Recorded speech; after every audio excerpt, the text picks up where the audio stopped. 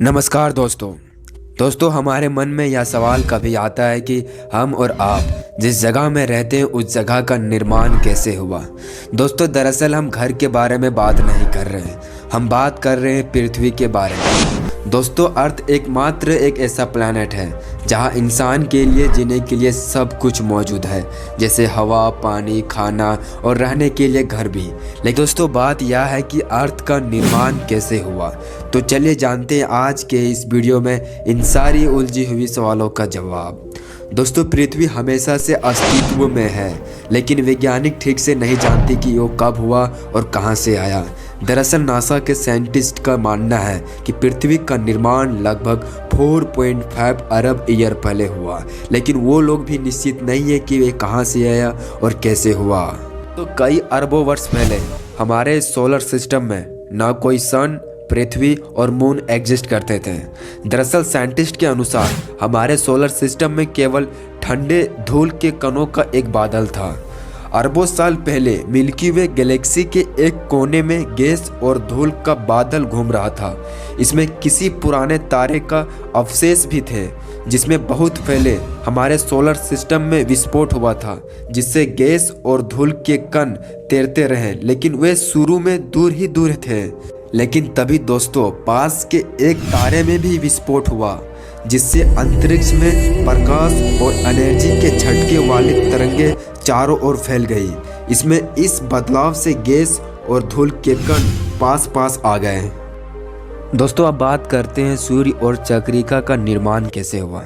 दरअसल हमारे solar system में जल्दी ही गैस और धूल का बादल एक विशाल गेंद में बदल गया और गुरुत्वाकर्षण के प्रभाव से यह और बड़ा होता गया, जिससे गैस और धूल के कण के बीच अंतरक्रिया होने लगी। That means inner planet outer planet बन गया और गेंद के अंदर पावरफुल रिएक्शन होने लगी और बादल की गेंद सूर्य जैसे तारे में तब्दील हो गई, जबकि धूल और गैस का बहुत सारा हिस्सा सूर्य का चक्कर लगाने लगा, जिससे ग्रह का निर्माण करने वाली चक्रिका हुई, जिसे हम प्रोटोप्लैनेटरी कहते हैं।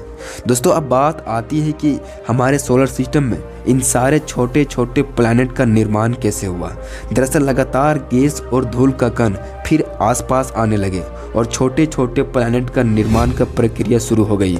दोस्तों जल्दी ही ये गैस और धूल के कण मिलकर एक बड़ा आकार लेने लगे, जबकि गैस और धूल के कण अब भी सूर्य का चक्कर लगा रहे थे और इन पिंडों से धूल और गैस के कण और ज़्यादा मात्रा में जुड़ने लगे और उनमें से एक पिंड आगे चलकर हमारी पृथ्वी बनी। दोस्तों वहीं दूसरे हिस्से में mercury, Mars, Jupiter, Saturn, Uranus, Neptune planet बने और इन सारे प्लैनेट अपना आकार भी बढ़ा रहे थे। दोस्तों हमारी पृथ्वी से भी कई पत्थर टकरा रहे थे और उसके अंदर भी गिर रहे थे और उस पूरी प्रक्रिया में उसका पदार्थ गर्म होता गया और वह भी चट्टान की एक विशालकाय गेंद बन गई। दोस्तों अब बात करते हैं कि चंद्रमा का निर्माण कैसे हुआ। दोस्तों इस बीच हमारा सोलर सिस्टम में एक और बड़ा घटना घटता है, जिससे हमारा अर्थ एक विशाल एस्ट्रोनॉट से टकराता है, जिससे पृथ्वी तो और बड़ी हो जाती है।